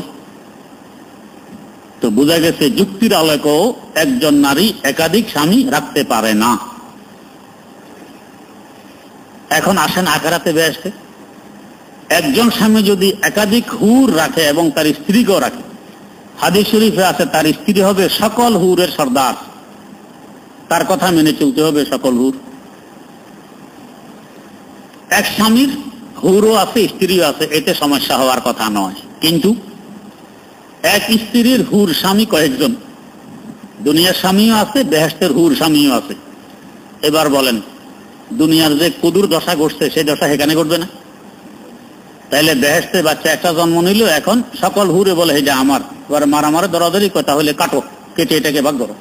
তো বেহেশতে আছে মারামারি না কাটাকাটি? মারামারি, বাচ্চাকে কাটার কথা বেহেশতে। এমন অযৌক্তিক কথাবার্তা কোরআন হাদিসে তো নেই, নেই, যুক্তিকেও ধরে না। উনি বলতেছেন যে নারীদের জন্য একাধিক হুর, পুরুষ হুর হবে। আল্লাহ মাফ করুক। আল্লাহ। তিনি আরো বলেন, জেহাদ মানে পবিত্র যুদ্ধ বলা ভুল। জেহাদ মানে পবিত্র যুদ্ধ বলা ভুল। জেহাদ অর্থ চেষ্টা করা। তাই কাফের, বেদিন এবং শয়তানের লড়াইও জেহাদ। এই জন্য বলা যায় কাফেররাও জেহাদ করে, শয়তানও জেহাদ করে। যদি কোনো চাকরিজীবী চেষ্টা করে ভালো কাজ দিয়ে করুক বা খারাপ কাজ দিয়ে করুক, সেটাও হলো জেহাদ। দ্রষ্টব্য, ডাক্তার জাকির নায়েক, লেকচার সমগ্র, ভলিউম নম্বর 2, পৃষ্ঠা নম্বর 67, প্রকাশনা পিস পাবলিকেশন, ঢাকা। জেহাদ একটা ইসলামী পারিভাষিক শব্দ। এটা ব্যবহার হয় ধর্মীয় যুদ্ধের বেলায়। সকল ক্ষেত্রে এটাকে ব্যবহার করা যাবে না। উনি যে বলছেন জেহাদ মানে চেষ্টা, আল্লাহ মাফ করবে, জিনা করে, এটাও তো চেষ্টাই লাগে। চেষ্টা ছাড়া জিনা হয়নি। তো জিনাকারী জিনা করে মানে জেহাদ করে কোন? চোর চুরি করে, চুরি কি চেষ্টা ছাড়া হয়? তার মানে চোরও মুজাহিদ, জেহাদ করে। আর মুজাহিদ মারা গেলে আমার আল্লাহ বলেন শহীদ। তো চোর মারা গেছে, গৃহস্থের হাতে ধরা ঘোড়া পিটুনি খাইয়া, এখন সে শহীদ। জিনাকারী জিনা অবস্থা ধরা পড়ছে, মানুষের পিটন আরম্ভ করছে, তো মারা গেছে। জিনার শাস্তি হতো যদি বিবাহিত আর বিবাহিত হয় পাথর মেরে তাকে হত্যা করো, এখন তাকে শহীদ বলবেন? তো জেহাদে মারা গেলে তো শহীদ হয়। উনি যে সবগুলোকে জেহাদ বলতেছেন, তো জিনাকারী আল্লাহ মাফ করুক শহীদ, চোরও শহীদ, ডাকাতও শহীদ, সন্ত্রাসীও শহীদ, সব শহীদ। তো সবগুলোকে জেহাদ বললে সবগুলোকে শহীদে বলতে হবে, এটা বলতে রাজি আছেন কিনা? এমন উদ্ভট কথাবার্তা তিনি বলতেছেন, আল্লাহ মাফ করুক।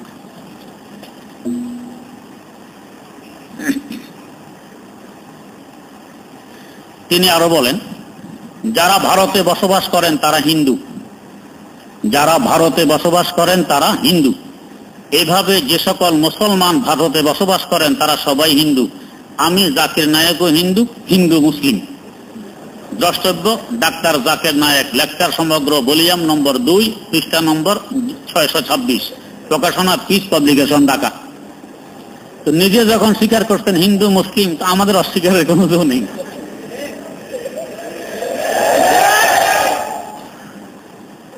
একটা কথা আছে, হাকিকত ছুপ নেহি সকতি বানাওয়াট কি ওসুলুঁ সে। বাস্তব কখনো না কখনো প্রকাশ হইলেই যায়। যতই চাপা দিয়ে রাখুক, যতই চাপা দিয়ে রাখার চেষ্টা করুক, এটা চেপে থাকে না, বাস্তব হয়। তো ওনার বাস্তব রূপ এখানে প্রকাশ হয়েছে। উনি মুসলিম হিন্দু না, হিন্দু আগে, হিন্দু মুসলিম। তাও তো মুসলিম আগে আনে না, হিন্দু আগে আনছে। উনি হিন্দু মুসলিম। বা হিন্দুস্তানে বসবাস করলে বেশি বেশি তাকে বলবেন হিন্দুস্তানি অথবা হিন্দি। হিন্দু তো বলা যায় না। হিন্দু হলো যারা একটা ধর্মের আদর্শে আদর্শিত, এদেরকে বলে হিন্দু। তা ধর্মের নাম হলো হিন্দু ধর্ম। যেমন আমাদের ধর্মের নাম হলো মুসলিম ধর্ম, ইসলাম ধর্ম, এই জন্য আমরা মুসলিম। ওদের ধর্মের নাম হিন্দু ধর্ম, এই জন্য ওরা হিন্দু। হিন্দুস্তানে বসবাস করলে তাকে হয় হিন্দুস্তানি বলবেন অথবা হিন্দি বলবেন, হিন্দু তো বলা যায় না।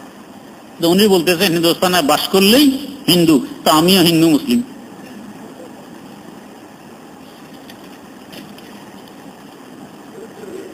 আল্লাহ।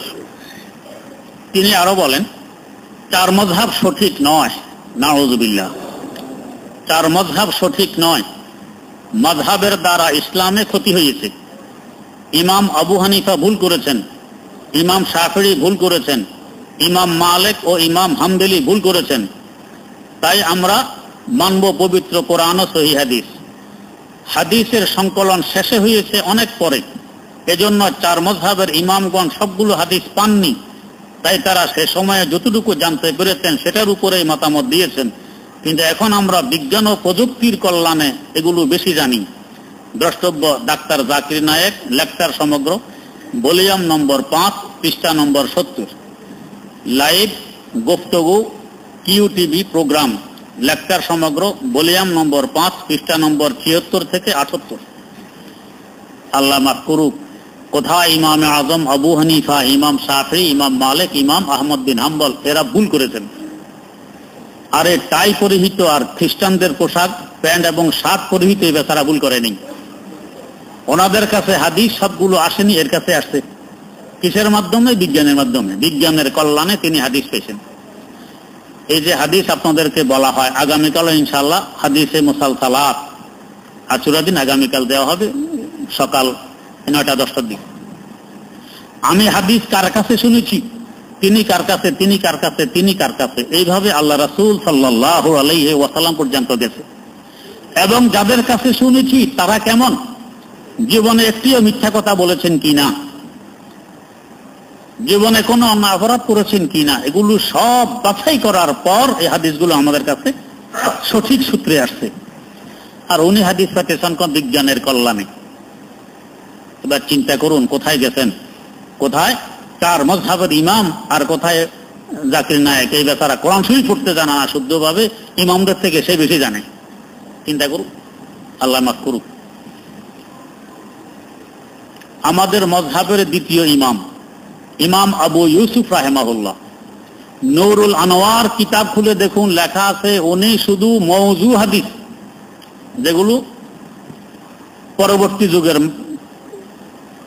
অসৎ মানুষেরা নিজের কথাকে হাদিস বলে চালাই দিয়েছে, এটাকে বলে মওযু হাদিস, বানাওয়াট বাজাল।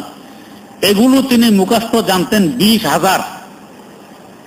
নূরুল আনোয়ার কিতাবে লেখা আছে মওযু আর জাল হাদিস তার মুখস্থ ছিল 20,000।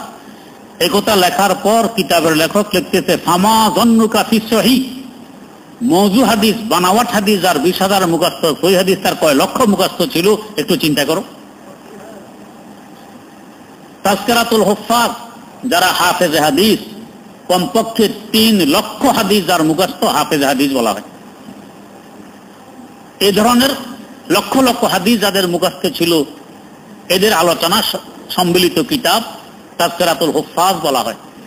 এই কিতাবও ইমামে আবু ইউসুফ রহমতুল্লাহ আলাইহির নাম আছে, ইমাম মুহাম্মদ রহমতুল্লাহ আলাইহির নাম আছে। তো দ্বিতীয় আর তৃতীয় ইমামের যদি নাম থাকে, এরা এই লক্ষ লক্ষ হাদিস মুখস্থ জানে, আর এদের ওস্তাদের কয় লক্ষ হাদিস মুখস্থ থাকবে? আর এই ব্যাপারে বলতেছে ওনারা সব হাদিস পাননি, এই ব্যাপারে বেশি। ওনারা তো রাসূলের কাছের জমানার। ইমাম আজম রহমতুল্লাহ আলাইহির জন্ম 80 হিজরিতে, রাসূলের ইন্তেকালের 70 বছর পরে মাত্র। তো 70 বছর পরে জন্ম নিয়ে ওনার কাছে হাদিস পৌঁছেনি, আর 1450 বছর পরে জন্ম নিয়ে ডাক্তার জাকির নায়েকের কাছে হাদিস পৌঁছে। এটা কেমন উদ্ভট কথা, একটু চিন্তা করেন তো।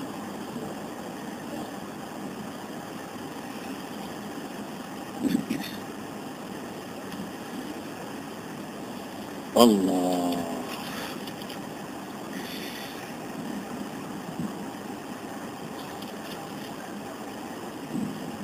তিনি আরো বলেন নামাজ আদায়ের জন্য সবচেয়ে গ্রহণযোগ্য পোশাক কোনটি, এই সম্পর্কে কথা হলো কুর্তা পায়জামা বা প্যান্ট শার্ট টাই, যেটাতে আরাম বোধ করবেন সেটাই পারবেন। ডাক্তার জাকির নায়েক, লেকচার সমগ্র ভলিউম নম্বর 2, পৃষ্ঠা নম্বর 54, প্রকাশনা পিস পাবলিকেশন, ঢাকা। তিনি তো ছিলেন হিন্দু মুসলিম, দুটির কথা বলেন নাই, হয়তো ভুলে গেছেন। যে দুটি আর হিন্দুদের কইতা হেঁটে দিয়েও নামাজ পড়তে পারবেন, অসুবিধা নেই।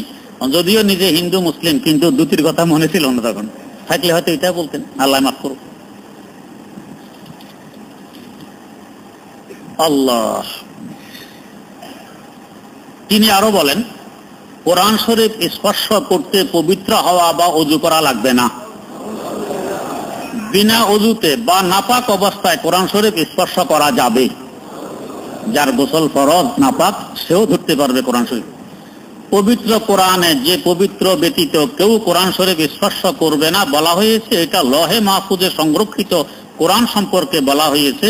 সেটাকে ফেরেশতা ব্যতীত কেউ স্পর্শ করতে পারবে না। দুনিয়ার কোরআন শরীফের জন্য তা বলা হয়নি।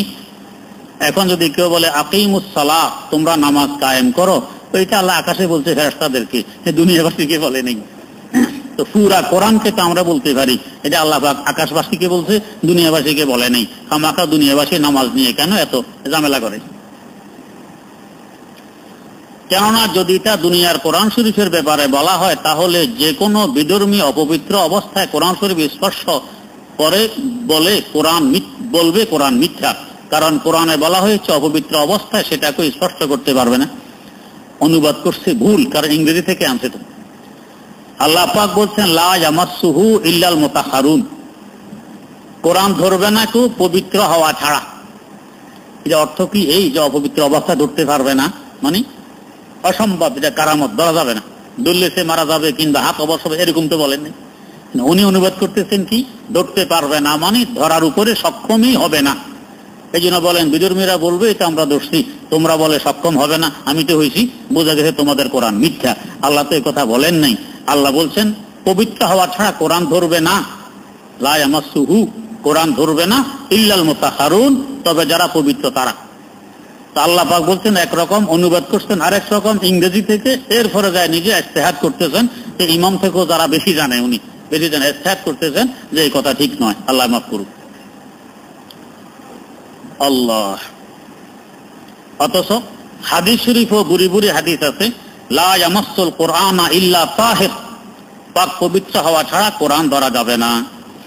হাদিস শরীফে আরো এই কথা পরিষ্কার আছে, লা তাকরাউল হাইযু ওয়ালাল জুনুবু শাইআম মিনাল কোরআন, যে সমস্ত নারীদের ঋতু চলতেছে এবং যাদের উপরে গোসল ফরজ হয়েছে, পুরুষ হোক কিংবা নারী হোক, তারা ধরা তো দূরের কথা কোরআন পড়তেও পারবে না, হাদিসে নিষেধ এসেছে।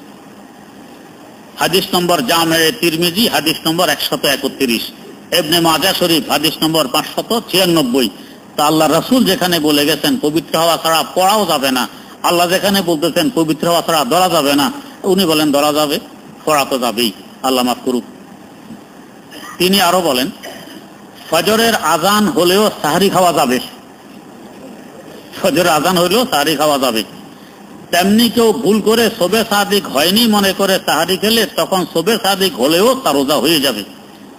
দ্রষ্টব্য ডাক্তার জাকির নায়েক, লেকচার সমগ্র, ভলিউম নম্বর 3, পৃষ্ঠা নম্বর 323 ও 324, প্রকাশনায় পিস পাবলিকেশন, ঢাকা।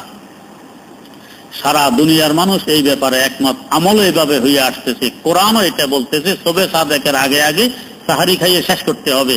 উনি বলেন আজানের পরও খাওয়া যাবে, আজান তো সাহারির সময় শেষ হওয়ার আরো পরে হয়, এরপরও খাওয়া যাবে, উনি বলতেছেন, আল্লাহ মাফ করুক। তিনি আরো বলেন তারাবি ও তাহাজ্জুদ একই নামাজ, তা 8 রাকাত পড়া যাবে। তারাবি ও তাহাজ্জুদ একই নামাজ, তা 8 রাকাত পড়া যাবে। দ্রষ্টব্য ডাক্তার জাকির নায়েক, লেকচার সমগ্র, ভলিউম নম্বর 5, পৃষ্ঠা নম্বর 239 থেকে 251, প্রকাশনায় পিস পাবলিকেশন, ঢাকা। তাহাজ্জুদ আর তারাবি যদি এক হয় তো তাহলে বলেন ডাক্তার সাহেব, তারাবির নামাজ কি শুধু রমজানে পড়েন না বাকি 11 মাসও পড়েন? যদি এক হয় তো বাকি 11 মাস কেন পড়েন না? যদি একই হয়, তাহাজ্জুদ 12 মাসের জন্য না, তাহাজ্জুদ শুধু রোজার জন্য? তাহাজ্জুদ তো শুধু রমজানের জন্য নয়, 12 মাসের জন্য তাহাজ্জুদ। তো উনি বাকি 11 মাস কেন এটাকে জমাতে পড়েন না, শুধু রমজানে কেন পড়েন? তো বুঝে গেছে নিজের কথা আর কাজ এক নয়। আসলে 8 রাকাতের হাদিস হলো তাহাজ্জুদ সম্পর্কে, 20 রাকাতের হাদিস হলো তারাবি সম্পর্কে। এটা বুঝতে উনি ভুল করতেছেন, কারণ উনি সরাসরি আরবি বোঝেন না। তিনি আরো বলেন দাঁড়িয়ে পান করা হলো মাকরুহ সুন্নত, দাঁড়িয়ে পান করা মাকরুহ সুন্নত।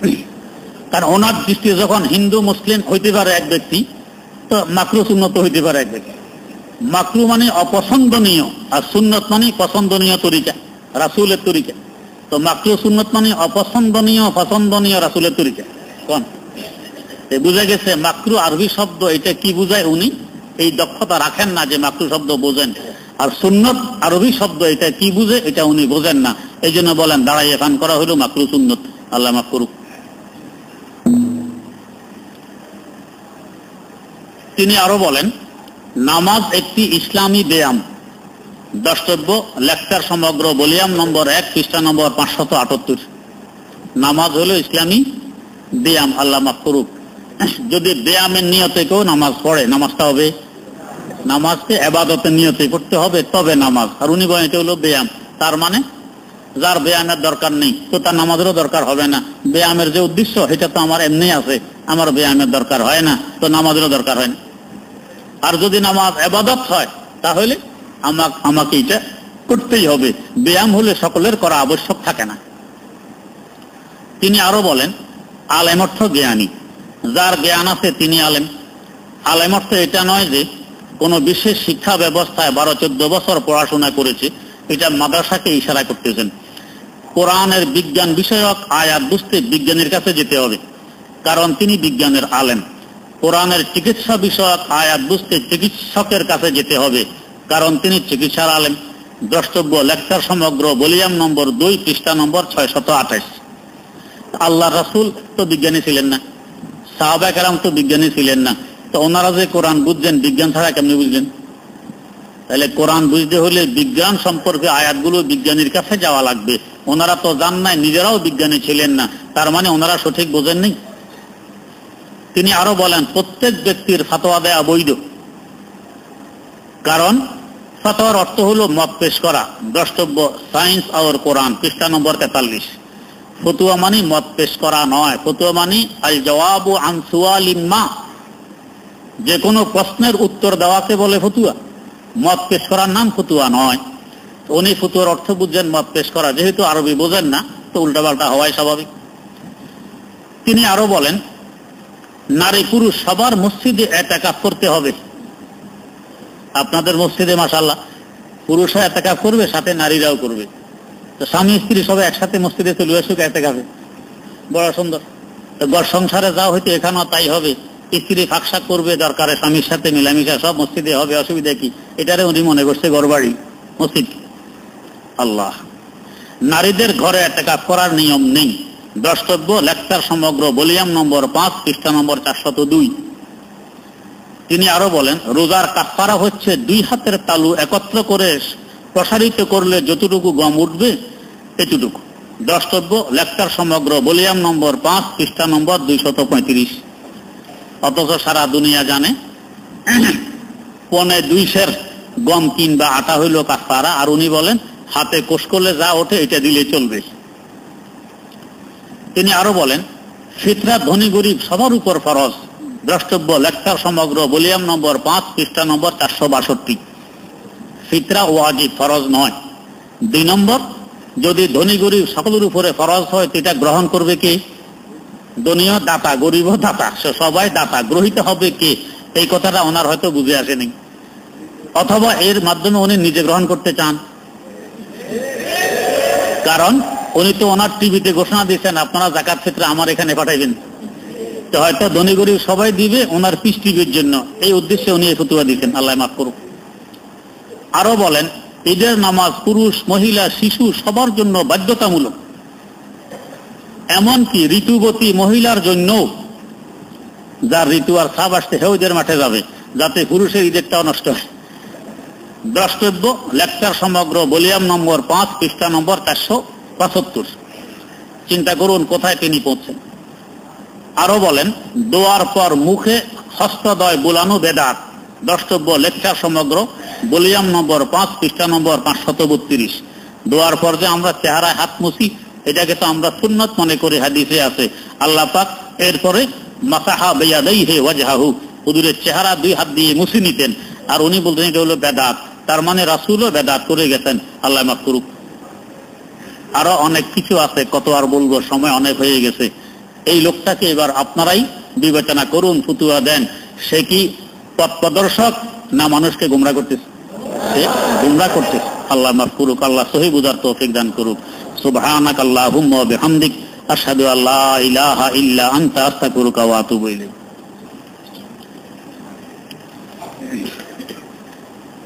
প্রশ্ন, আমার চাচাতো ভাই আহলে হাদিস, সে টুপি পরে না। তাকে বললাম টুপি পরো না কেন? সে বলল টুপি পাঞ্জাবি সুন্নত কোন হাদিসে আছে? কোন হাদিসে আছে? আমি আপনার কাছে উত্তর জানতে চাই। বুখারী শরীফ খুললে পাবেন, আল্লাহর নবী টুপির উপরে পাগড়ি পরিধান করতেন, টুপির কথা আছে। আহলে হাদিস কিন্তু বুখারী দমে দমে বলে, বুখারীতে কি আছে কইতে পারে না। প্রশ্ন, 10ই মুহররম মুহাম্মদীয় ইসলামের করণীয় কি? ইসলাম একটা দ্বীনই ইসলাম। এই মুহাম্মদীয় ইসলাম আর দেওয়ানবাগের ইসলাম এ কোনো ভিন্ন ইসলাম নেই। এই মুহাম্মদীয় ইসলাম এটা দেওয়ানবাগের একটা পরিভাষা। 10ই মুহররম রোজা রাখার কথা আছে, রোজা রাখবেন, এখানে হুলস্থুল করার কোনো কথা নেই। আর উনি তো বাইর করে, মিছিল বাইর করে, ওনারা এখানে বিশাল সমাবেশ করে, এগুলো নয়। প্রশ্ন, সিন্নি সালাত, ইবাদত বন্দেগী, মিলাদ মাহফিল কিছু করণীয় জায়েজ আছে কিনা? সিন্নি সালাত নয়, রোজা রাখার কথা আছে, হাদিসে পরিষ্কার। প্রশ্ন, আল্লাহর নবী সাল্লাল্লাহু আলাইহি ওয়াসাল্লাম মদিনায় মুনাওয়ারায় গিয়ে দেখলেন ইহুদিরা রোজা রাখে, আজকে এরা কেন রোজা রাখে? আজকে এই দিনে এরা ফেরাউনের জুলুম থেকে মুক্তি লাভ করছে, মূসা আলাইহিস সালাম দরিয়া পাড়ে দিয়ে ওই পাড়ে পৌঁছছেন, এই জন্য রোজা রাখে। হুজুর বললেন, মূসা আমার ভাই, আমার হক আরো বেশি, রোজা আমাকেও রাখা লাগবে, তবে ইহুদিদের সাদৃশ্য যাতে না হয় তাই সাথে আরো একদিন যোগ দিতে হবে, হয় 9-10 অথবা 10-11। ইহুদিরা রাখবে একদিন, ও মুসলমানেরা তোমরা রাখবে 2 দিন, তাহলে ইহুদিদের সাদৃশ্য হবে না। প্রশ্ন, জাকির নায়েককে কাফের বলা যাবে কি না? এত দুঃসাহসিকতা আমরা দেখাবো না, বাকি গুমরা এবং ভ্রষ্ট একথা সত্য। দারুল উলুম দেওবন্দ থেকে ওনাকে নিজে গুমরা অন্যকে গুমরাহকারী এই 2 শব্দ ব্যবহার করছে দারুল উলুম দেওবন্দের ফতুয়ায়। আমরা একথা বলবো, নিজে গুমরা অন্যকে গুমরা করেন। প্রশ্ন, জাকিরের সাথে আপনি বাহাস করতে প্রস্তুত কিনা? বাহাস করতে হলে কোরআন এবং হাদিস সরাসরি বোঝা লাগবে। বুখারী শরীফ খুলে দিলে উনি ধর ধর ইবারত পড়তে পারেন এমন লাগবে, এই যোগ্যতা ওনার নেই, উনি কি করে বস করবেন? প্রশ্ন, জাকির নায়েক কোন দেশের লোক? তিনি ভারতের লোক। প্রশ্ন, আমি এক লোকের কাছ থেকে কিছু জিনিস বাকি নিয়েছিলাম, এখন ওই লোক কোথায় আছে আমি জানি না, তার পাওনা টাকা কিভাবে পরিশোধ করব? সাধ্য অনুপাতে খোঁজ নেওয়ার পরও যদি পাওয়া না যায় তো তার পক্ষ থেকে এই টাকাগুলো গরিব মিসকিনকে দিয়ে দিবেন, সওয়াব সে পাবে। প্রশ্ন, আমি ফজরের নামাজ মসজিদে পড়তে গেলাম, গিয়ে দেখলাম জামাত শুরু হয়ে গিয়েছে বা 1 রাকাত হয়ে গিয়েছে, এখন আমি কি জামাতে শরীক হব নাকি সুন্নত নামাজ পড়ব? সুন্নত কি জামাত শেষ হওয়ার পরে পড়া যাবে? দয়া করে জানাবেন। যদি আপনি দেখেন, আপনার ধারণা হয় যে আমি সুন্নত পড়ার পরেও অন্তত শেষ বৈঠকে হলেও ইমামকে ধরতে পারবো, তাহলে সুন্নত পড়ে জামাতে শরীক হবেন। তবে সুন্নত মসজিদের ভিতরে পড়া যাবে না, বারান্দায় পড়তে হবে। বারান্দা না থাকলে কোনো পিলারের পিছনে পড়া লাগবে, এমন ব্যবস্থা যদি না থাকে তখন সুন্নত পড়া যাবে না, জামাতে শরীক হতে হবে। আর যদি দেখেন যে না, আমি সুন্নত পড়তে গেলে জামাত শেষ হয়ে যাবে, তাহলে এখন আপনি জামাতে শরীক হবেন, সালামের পর আর সুন্নত পড়বেন না, সূর্য উদয়ের 10-12 মিনিট পর সুন্নত পড়তে পারবেন। প্রশ্ন, মসজিদের ইমাম সাহেবের মাসিক বেতন বা টাকাটা মসজিদের টাকার সঙ্গে না উঠিয়ে আলাদাভাবে উঠিয়ে কিছু হুজুরের বেতন দিয়ে আর কিছু মসজিদের কাজে লাগাবে, এটা ইমাম সরাসরি রাজি না থাকলে তা মসজিদের কাজে লাগানো যাবে কি? ইমামের নামে উঠানো টাকা মসজিদের কাজে লাগানো যাবে না, ইমামকেই দেয়া লাগবে। মসজিদ ফান্ড থেকে ইমামের বেতন দেয়া অবৈধ নয়, এটা বৈধ, তা ভিন্ন উঠানোর প্রয়োজন নেই। প্রশ্ন, মান্নাত করা হয়েছে ছেলেটার বা মেয়েটার জানটা বাঁচলে একটা গরু ছেড়ে দেয়া হবে, এটা কেমন? যে না, এই মান্নাত সঠিক হয়নি। প্রশ্ন, মিলাদে যে কিয়াম পড়ে বসে পড়তে হবে নাকি দাঁড়িয়ে পড়তে হবে? মিলাদ মানে জন্ম বৃত্তান্ত, তো জন্ম বৃত্তান্ত বয়ান করতে গেলে আপনার ইচ্ছা, আপনি দাঁড়িয়ে বয়ান করলে সবাই শুনতে সুবিধা, আর বসে করলে সবাই শুনতে কিছু অসুবিধা হতে পারে। এখন আপনি দাঁড়ালে বাকি সবাইও দাঁড়িয়ে গেছে, তো আপনি দাঁড়ালে লাভ কি হইল? এখন তো আপনাকে সবাই দেখবে না। মিলাদ মানে জীবন বৃত্তান্ত কার? রাসূলুল্লাহ সাল্লাল্লাহু আলাইহি ওয়াসাল্লামের। তো শুধু আপনি একা দাঁড়াইয়া শুনাইতে পারেন, বাকিরা বসবে না, আপনাকে দেখবে, ভালোভাবে শুনবে আর বুঝবে। সকলে দাঁড়ায় গেলে বুঝবে কিভাবে? প্রশ্ন, হাতিয়ার মুফতি সাইফুল ইসলাম সাহেবের মুআফেক, এখন আপনারও মুআফেক হুজুর, অনেক দিন বেকার আছি, আল্লাহ পাক আপনাকে ভালো রিজিকের ব্যবস্থা করে দেবে। প্রশ্ন, আজ 22 দিন যাবৎ আমার ছেলে অসুস্থ, আল্লাহ পাক সুস্থ করুন। প্রশ্ন, মুহররমের রোজা 9 মুহররম এবং 11 মুহররম রাখলে কোনো সমস্যা হবে? 10 মুহররম থাকতে হবে, 10 মুহররম বাদ দিলে এটা মুহররমের রোজা হিসাবে হবে না, আশুরা রোজা হিসাবে হবে না। প্রশ্ন, আমার চাচাতো ভাই আহলে হাদিস সৌদি আরব থেকে কোরবানির সময় বাড়িতে এসেছে, ঈদের দিন তাকে আমি বলেছি তোমার কোরবানি হয়নি, কারণ আহলে হাদিসরা ইব্রাহিম আলাইহিস সালামকে মুসলিম জাতির পিতা হিসাবে মানে না। আমার এই কথা বলা ঠিক হয়েছে কিনা? এই কথা বলা ঠিক হয়নি। প্রশ্ন, যৌতুক দেয়া এবং নেওয়া দুটোই হারাম, কিন্তু যৌতুক বিয়ে হুজুররাই তো পড়ায়, তাহলে অপরাধ কার? অপরাধ যে যৌতুক দেয় এবং নেয়, অপরাধ হলো তার। হুজুর তো যৌতুকের কথা বলেন নাই, নিতে বলেন নাই, হুজুর বিয়ে পড়াইছেন মাত্র। প্রশ্ন, যে হুজুর মুসল্লিদের যে কোনো বিষয়ে ওসিয়ত করে বেশিরভাগ নিজেই মানে না, তার পিছনে নামাজ পড়ে নামাজ হবে কি? নামাজ তো হবে, তবে অপছন্দনীয় কাজ। প্রশ্ন, সহধর্মিনীকে নাতিন বলে ডাকলে গুনাহ হবে কি মাকরুহ হবে? প্রশ্ন, মতিউর রহমান তার লেকচারে বলেন কোরআনে জিবরাইল আলাইহিস সালাম ও মিকাইল আলাইহিস সালামের নাম আছে, ইসরাফিলের নাম সহিহ হাদিসে আছে। অপরদিকে কোরআনে মালাকুল মাউত বলা হয়েছে, কিন্তু কোথাও কোরআন এবং হাদিসে আজরাইল নাম নেই। তাহলে আমরা আজরাইল নাম কোথায় পেলাম? আপনি যদি তালাশ করেন কোরআন হাদিসে, বাংলাদেশের নাম পাইবেননি। বাংলাদেশ এই নামটা কোরআন হাদিসে কোথাও পাবেন? তো তাই বলে বাংলাদেশ বলা না জায়েজ হবে? এটাও এরকম। প্রশ্ন, তোমরা তিনটি কারণে আরবিকে ভালোবাসো। মসজিদ আমার ঘর এবং মাদ্রাসা আমার ঘর। অন্তরে উপস্থিতি ছাড়া সালাত হবে না। দুনিয়া আখিরাতের শস্যক্ষেত্র। দেশপ্রেম ঈমানের অঙ্গ। চীন দেশে গিয়ে হলো জ্ঞান সন্ধান করো। মূর্খের ইবাদতের চেয়ে আলেমের গুম উত্তম। শহীদের রক্তের চেয়ে জ্ঞানীর কালি উত্তম। অলিগণের কারামত সত্য। স্বামীর পায়ের নিচে বেহেশত। মোমেনের হৃদয়ে আল্লাহর আরশ। আপনি না হলে আসমান জমিন সৃষ্টি করতাম না। এই হাদিসগুলোকে জাল হাদিস। বেশিরভাগ জাল, কিছু কিছু জাল নয়। প্রশ্ন, আমি শুনেছি হাতের আঙ্গুল ফোটানো ভালো নয়। আমার জানার বিষয় হলো এটা কি শরীয়তে নিষেধ আছে? হাতের আঙ্গুল ফোটানো মাকরুহ। প্রশ্ন, আমি টিভিতে দেখেছি যে মক্কায় যখন নামাজ চলে ঠিক সে সময় কিছু ইলেকশন বই পড়া যায় না, নামাজের সামনে দাঁড়িয়ে থাকে। আমার জানার বিষয় হইল তাদের গার্ডার, এমন নামাজ ফরজ না, তাদেরও নামাজ ফরজ, তারা আগে পড়ে নেয়। প্রশ্ন, হুজুর আপনি যেমন প্রতি শুক্রবার মসজিদুল আকবরে তাফসির করেন, প্রফেসর হামিদুর রহমান সাহেব এখন কোথাও নিয়মিত মজলিস করেন কি? উনি আলহামদুলিল্লাহ শুনেছি এখন অনেকটা সুস্থ। ওনার উত্তরার বাসায় প্রতি সোমবার বাদ মাগরিব ওনার বয়ান হয়। আর আজিমপুর প্রতি শনিবার সাবরা মসজিদের কাছে মাগরিবের পর বয়ান হয়। ওখানে যাইতে পারেন কিনা আমার এখন জানা নেই, বাকি মজলিস মনে হয়। প্রশ্ন, আমার পেটে অপারেশন হয়েছে, দোয়া করে আল্লাহ পাক সুস্থ করুক।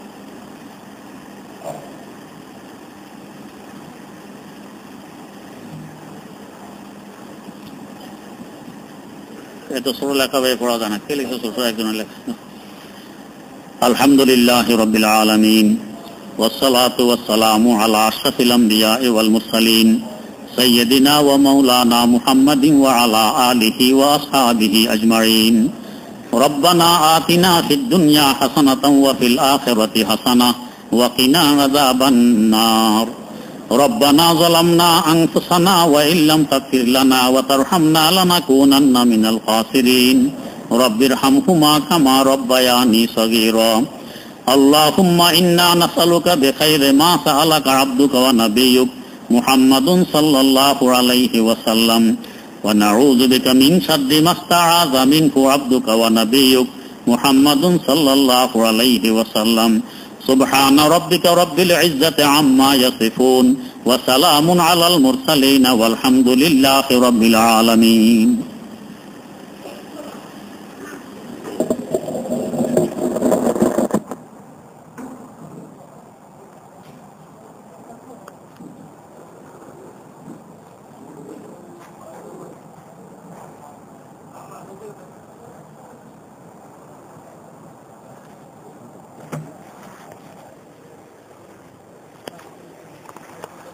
আমার